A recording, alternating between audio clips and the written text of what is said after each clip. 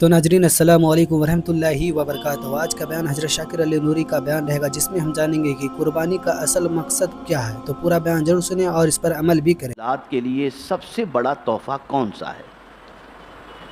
تو آقا کریم صلی اللہ علیہ وسلم نے فرمایا ادب۔ ادب وہ چیز ہے کہ جس کسی کے اندر آ جائے اس کے اندر نکھار پیدا ہو جاتا ہے، اور اسی لیے کہنے والے نے کہا با ادب با نصیب، بے ادب بے نصیب۔ کیونکہ اس وقت میرے سامنے مبلغین بھی ہیں، عوام بھی اور طلبہ بھی موجود ہیں۔ زندگی میں اگر آپ نے کچھ پانا ہے تو دامن ادب کبھی آپ کے ہاتھوں سے نہ چھٹنے پائے۔ اسی لیے فرمایا گیا تأدبوا ثم تعلموا ثم تفقہوا، پہلے ادب سیکھو، پھر علم، اور پھر اس کے بعد فقیہ بنو۔ بسا اوقات ایسا ہوتا ہے کہ بعض شریر قسم کی طبیعت کی بنیاد پر شرارت ہی کو ادب پر فوقیت دیتے ہیں اور سمجھتے ہیں کہ اس سے ہمارا درجہ بلند ہوگا۔ جس چیز کی وجہ سے درجہ بلند ہو سکتا ہے وہ ادب کی وجہ سے، شرارت کی وجہ سے درجہ بلند کبھی نہیں ہو سکتا۔ اس لیے کہ یہ اس رسول صلی اللہ علیہ وسلم کا کلمہ خیر ہے کہ جو انسان کی ترقی کے ہر راز کو جانتے ہیں اور گرے ہوئے انسانوں کو اٹھانے ہی کے لیے حضور تشریف لائے۔ اب حضرت ابراہیم علیہ السلام نے اللہ کی بارگاہ میں دعا کی۔ اب دعا کا صلہ بھی دیکھیے، دعا کیا کی؟ رب ہب لی من الصالحین، میرے رب مجھے ایک نیک بچہ عطا فرما۔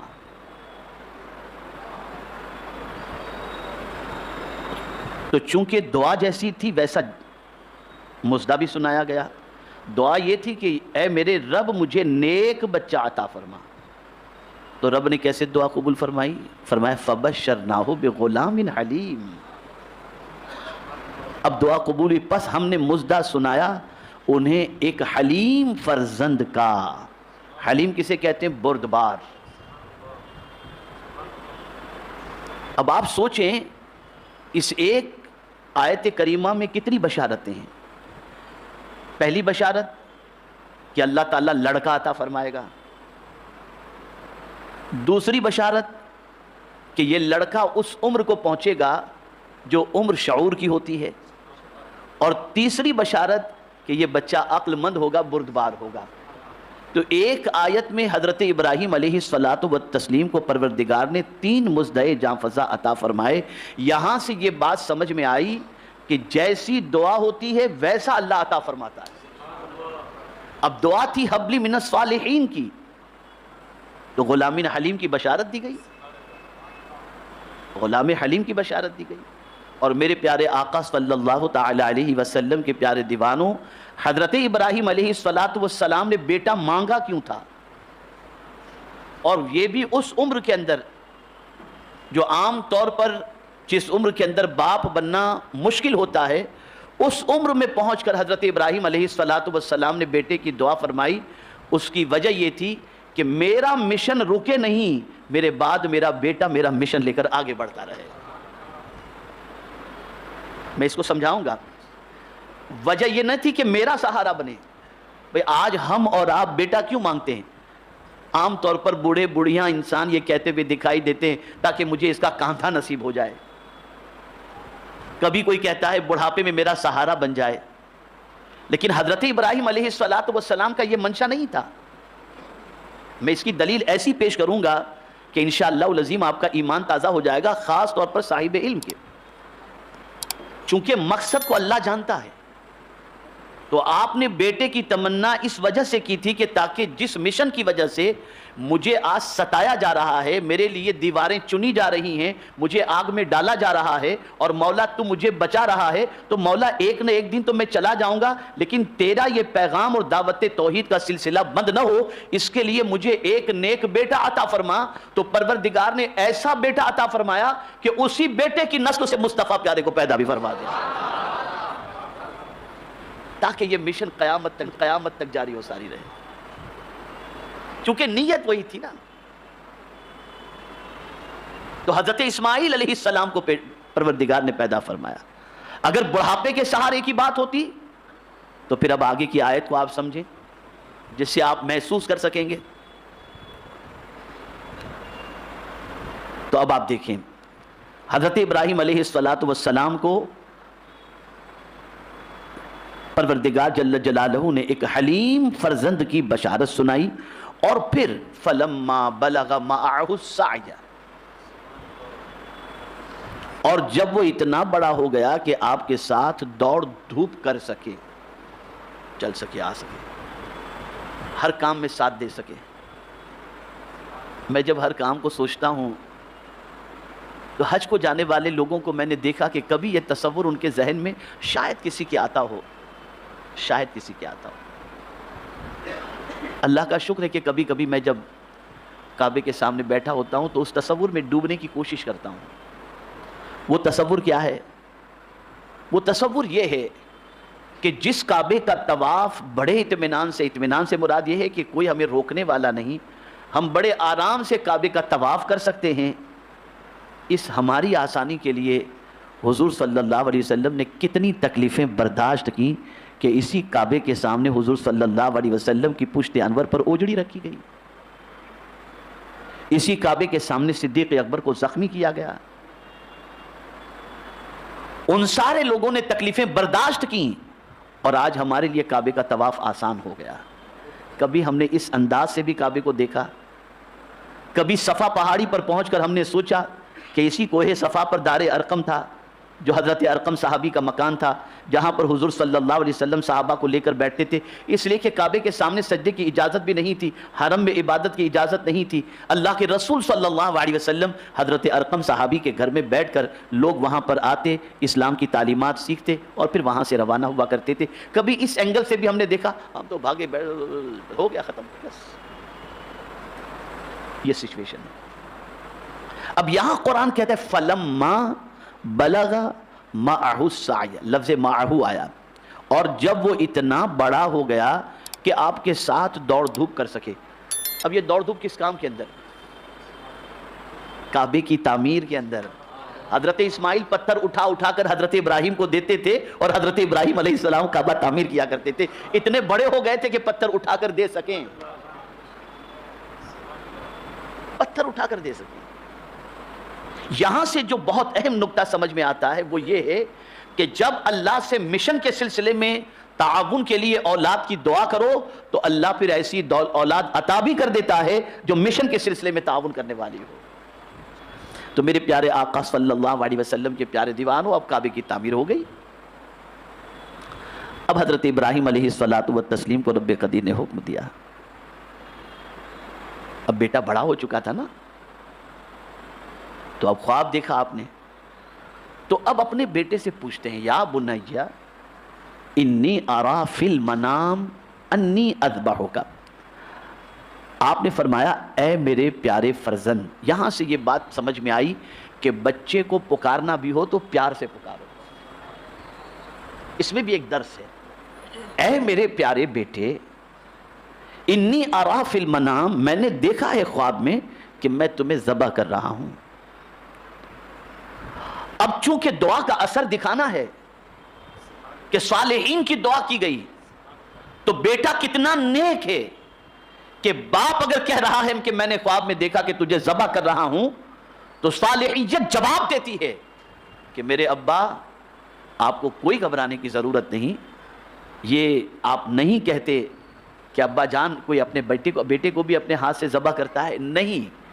اور ساتھ ہی ساتھ حضرت ابراہیم علیہ السلام نے اپنے بیٹے سے پوچھا بھی، فانظر ماذا ترا، اب بتا تیری رائے کیا ہے، تیری رائے کیا ہے. اللہ اکبر. اسی کو ڈاکٹر اقبال نے کہا یہ فیضان نظر تھا یا مکتب کی کرامت تھی، سکھائی کس نے اسماعیل کو آداب فرزندی، کس نے سکھائی. تو یہاں یہ بات بتائی جا رہی ہے، ڈاکٹر اقبال نے بھی یہ نہیں کہا، مکتب کا ذکر پہلے نہیں کہا، یہ فیضان نظر تھا یا مکتب کی کرامت تھی. پتہ چلا نظروں سے جو چیز پلائی جاتی ہے اس کا فیضان بڑا عظیم ہوا کرتا ہے. اور اسی لیے کہنے والے نے کہا جو تیری نگاہ میں آ گیا وہ بڑی پناہ میں آ گیا. اور اس لیے میرے امام کہتے ہیں جس طرف اٹھ گئی دم میں دم آ گیا اس نگاہ عنایت پہ لاکھوں سلام. اور دین بھی ہوتا ہے بزرگوں کی نظر سے پیدا, اور دین بھی ہوتا ہے بزرگوں کی نظر, وہ بڑی پناہ میں آ گیا. اور اس لیے میرے امام کہتے ہیں جس طرف اٹھ گئی دم میں دم آ گیا اس نگاہ عنایت پہ لاکھوں سلام. اور دین بھی ہوتا ہے بزرگوں کی نظر سے پیدا. تو آپ نے پوچھا فانظر ماذا ترى, بتا بیٹا تیری رائے کیا ہے. اب وہ صالحیت جواب دیتی ہے, وہ تربیت جواب دیتی ہے. کیا جواب دیتی ہے؟ قال, جیسے انہوں نے کہا تھا یا بنیا, تو انہوں نے بھی احترام کا اظہار کیا. کس طرح سے؟ یا ابت فعل, اے میرے پدر بزرگوار, اے میرے والد محترم. انہوں نے بھی ادب کا اظہار کیا. اور پھر کیا کہا؟ یا ابت فعل ما تؤمر, کر ڈالیے جو آپ کو حکم دیا گیا. یعنی آپ سوچئے اللہ کے حکم کا کتنا خیال ہے حضرت اسماعیل علیہ السلام کو, کہ اپنے باپ سے کہتے ہیں کہ ابا یہ نہ دیکھیے کہ میں آپ کا بیٹا ہوں, یہ دیکھیے کہ حکم کس نے عطا فرمایا ہے. یہ نکتہ سمجھنے کے لائق ہے. یہ مت دیکھیے کہ میں کون ہوں, یہ دیکھیے کہ حکم کس نے عطا فرمایا ہے. اللہ کا حکم ہے تو میرے ابا آپ کام کر گزریے, کوئی فکر کی بات نہیں. اور رہا میرا مسئلہ, تو آپ کی تربیت ضائع نہیں جائے گی. ستجدنی انشاءاللہ من الصابرین, اللہ تعالیٰ نے چاہا تو آپ مجھے صبر کرنے والا پائیں گے. آپ طلبہ ہیں, جانتے ہیں سوفا اور سا کا کیا فرق ہوتا ہے. اگر کسی فعل پر سا آ جائے, سین آ جائے, ستجدنی انشاءاللہ, تو قریب کا معنی پیدا کرتا ہے, ان قریب. اللہ اکبر, کہ آپ جب میری گردن پر چھلی چلائیں گے نا تو آپ ان قریب دیکھیں گے. میں شور نہیں کروں گا, لیکن یہاں ایک جملے پر توجہ چاہوں گا. آپ سب آج یہ نصیحت بالکل دل و دماغ کے اندر بٹھا کر کے جائیں. ہزار کانفیڈنس کے باوجود بھی انہوں نے جو لفظ استعمال کیا وہ انشاءاللہ کا استعمال کیا. ستجدنی انشاءاللہ, پتہ چلا کہ میں ہزار کوشش کروں نہیں کر سکتا, لیکن اگر مولا چاہے تو کوئی چیز مشکل ہو نہیں سکتی ہے. تو اسی لیے آگے کا مستقبل کا کوئی بھی کام کرنا ہو تو ہمیشہ انشاءاللہ کہا کرو. ہزار تمہیں لگتا ہو یہ تو میرے بائیں ہاتھ کا کھیل ہے, کچھ بائیں ہاتھ کا کھیل نہیں, کچھ بائیں ہاتھ کا کھیل نہیں. ہم وہی کر سکتے ہیں جو اللہ چاہے. اسی لیے انشاءاللہ کہنے کی عادت ڈالو. کبھی بھی ہزار سارے کام بظاہر اپنے کو ایسے لگتے ہوں کہ بالکل ایزی ہم آسانی سے کر سکتے, نہیں. آپ انشاءاللہ کہیے, اگر اللہ نے چاہا تو ہو سکتا ہے اس کام کے کرنے سے پہلے موت ہی واقع ہو جائے. اور انشاءاللہ پر پھر کبھی مکمل گفتگو کروں گا قرآن کی روشنی میں, اس کو سمجھاؤں گا انشاءاللہ آپ کو انشاءاللہ. تو آپ نے کہا ستجدنی انشاءاللہ من الصابرین. یہ نہیں کہا کہ ان قریب انشاءاللہ آپ مجھے ذبح ہوتے ہوئے پائیں گے. بات تو ذبح کی تھی نا, تو کہہ دیتے آپ مجھے ذبح ہوتے پائیں گے, نہیں. صابرین کا لفظ استعمال فرما کر بتا دیا کہ ایسے موقع پر آدمی شور کرتا ہے, لیکن ابا جان آپ غم نہ کریں, ایک شکایت بھی میری زبان پر نہیں ہوگی. میں صبر کا پیکر بن کر اپنی جان جانے آفری کے سپرد کرنے کے لیے تیار ہو جاؤں گا. میرے پیارے آقا صلی اللہ تعالی علیہ وسلم کے پیارے دیوانوں, یہ اس کے بعد والی جو آیت ہے نا, فلما اسلم وتلہ للجبین ونادیناہ ان یا ابراہیم قد صدقت الرؤیا انا کذالک نجزی المحسنین. انشاءاللہ اس پر میں عید الاضحیٰ کی نماز سے پہلے جو ہے بخاری مسجد میں گفتگو کروں گا. مجھے آج یہیں تک گفتگو کرنے کے بعد کچھ ضروری باتیں آپ کی سماعتوں کے حوالے کرنا ہے. ایک سوال میں آپ سے پوچھتا ہوں کہ حضرت ابراہیم علیہ السلام بیٹے کی گردن پر چھری چلانے کے لیے تیار ہو گئے. بیٹے نے صبر کے بارے میں اظہار کر دیا, تو مقصد کیا تھا اس کے پیچھے؟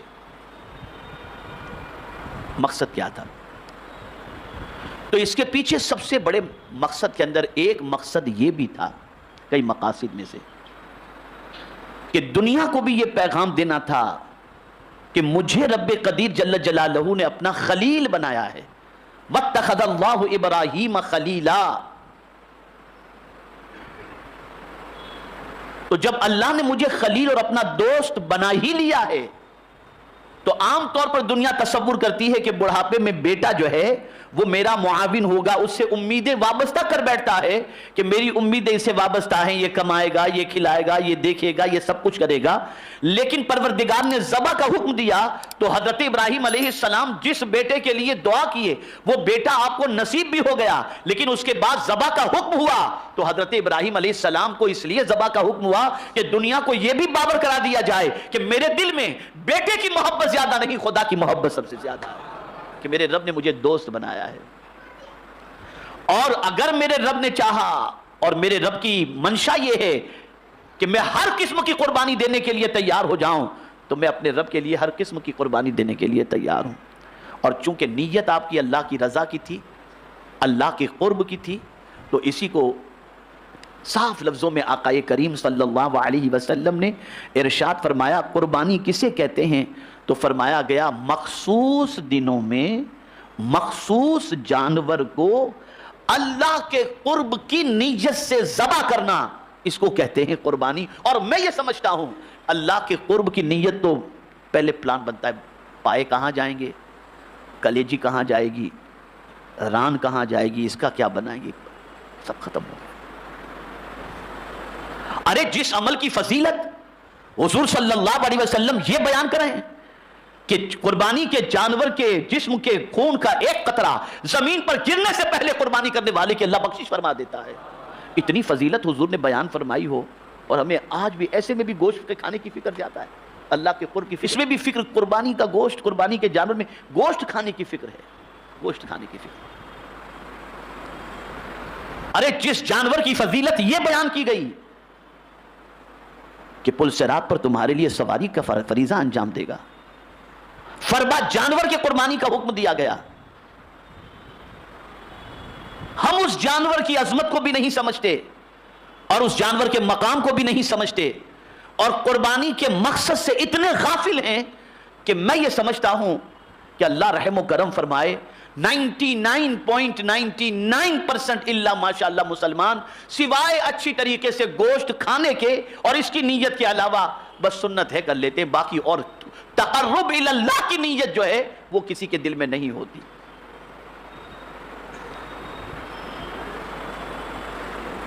اللہ کا قرب حاصل کرنا، مولا ہم نے یہ جانور ہی ذبح نہیں کیا، ہم اپنی ہر خواہش کو تیرے نام پر قربان کرنے کے لیے تیار ہیں، ہم وہی کریں گے جو تو چاہے گا، ہم وہی کریں گے جو تو فرمائے گا. مولا یہ جانور بھی ذبح صرف اس لیے کر رہے ہیں تاکہ تیرا قرب نصیب ہو جائے اور یہ جانور پل صراط پر ہمارے لیے سامان سفر بن جائے.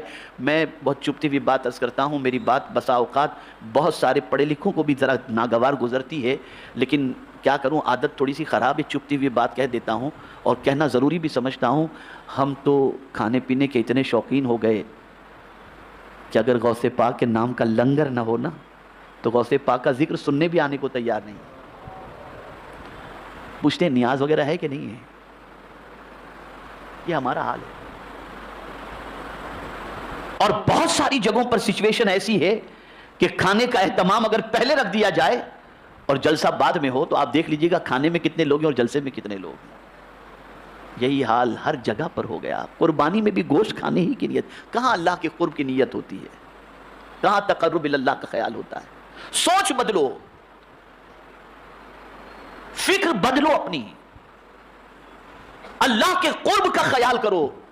جب تک کہ اللہ کے قرب کا خیال نہیں کرو گے اور اللہ عز و جل کے قرب کا تصور دل و دماغ کے اندر نہیں بساؤ گے، اس وقت تک ساری چیزیں ایک فارمولیٹی کے طور پر ہوں گی، اس کے علاوہ کچھ نہیں ہو سکتا. اور تھوڑی سی اور چپتی ہوئی بات عرض کروں، میاں اب تو اسلام صرف زبان پر رہ گیا ہے، اندر ذرا جھانک کر دیکھو کتنا ہے، دیکھو ذرا، سب فارمولیٹی ہو گئی اللہ ماشاءاللہ. بدلو اپنی سوچ کو، بدلو اپنے افکار و نظریات کو. میرے پاس وقت نہیں ورنہ ایک کلپ اس کے سلسلے میں مجھے اگر اچھی لگی ہے تو ضرور ویڈیو کو لائک کرو اور ہمارے چینل پر اگر نئے ہیں تو ضرور سبسکرائب کرو اور اللہ سے دعا کرے کہ اللہ ہمیں نیک عمل کرنے کی توفیق عطا فرمائے، ہر بلا مصیبتوں سے، پریشانیوں سے، آفتوں سے، بیماریوں سے حفاظت فرمائے. تو ناظرین چلیے ملتے ہیں اگلی ویڈیو میں، تب تک کے لیے السلام علیکم ورحمۃ اللہ وبرکاتہ. ویڈیو اچھی لگے تو ہمارے ویڈیو کو لائک کرے اور ہمارے چینل کو سبسکرائب کرے. شکریہ.